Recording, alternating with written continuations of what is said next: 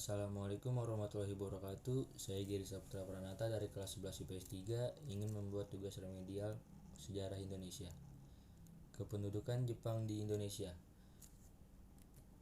Yang pertama adalah tujuan Jepang membentuk putra.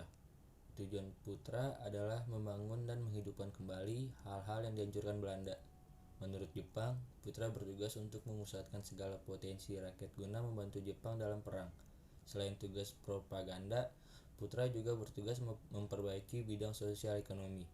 Putra merupakan sebuah organisasi yang dibentuk oleh pemerintah Jepang pada tanggal 16 April 1934. Tujuan dari dibentuknya Putra adalah agar kaum nasionalis dan intelektual mau mengabdikan pikiran serta tenaganya untuk kepentingan melawan sekutu. Namun, dari sisi Indonesia, Putra juga erat kaitannya dengan gerakan BPUPKI serta kemerdekaan. Berakhirnya Putra. Jepang akhirnya fokus pada pembentukan Jawa Hokkaido dan membubarkan organisasi Putra.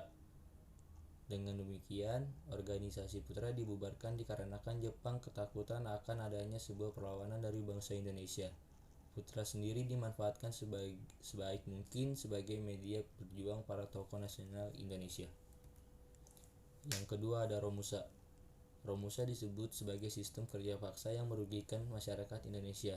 Ketika masa penjajahan Jepang, penjelasan mengenai kerja Romusa dan dampaknya bagi rakyat Indonesia. Romusa adalah sistem kerja paksa yang diterapkan Jepang kepada penduduk Indonesia saat masa penjajahan. Yang ketiga adalah Heiho. Heiho adalah pasukan yang terdiri dari bangsa Indonesia yang dibentuk oleh tentara penduduk Jepang di Indonesia pada masa Perang Dunia II.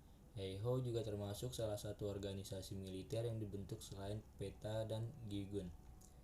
Pasukan Heiho terdiri dari bangsa Indonesia dan dibentuk pada 2 September 1942. Anggota Heiho adalah pemuda Indonesia sebagai prajurit dan perwiranya dijabat oleh bangsa Jepang. Para prajurit dipersenjatai dan mereka maju di medan perang. Instansi propaganda Jepang, Sendebu, mengelola organisasi massa tersebut. Sekian dari saya, terima kasih. Mohon maaf jika ada kekurangan.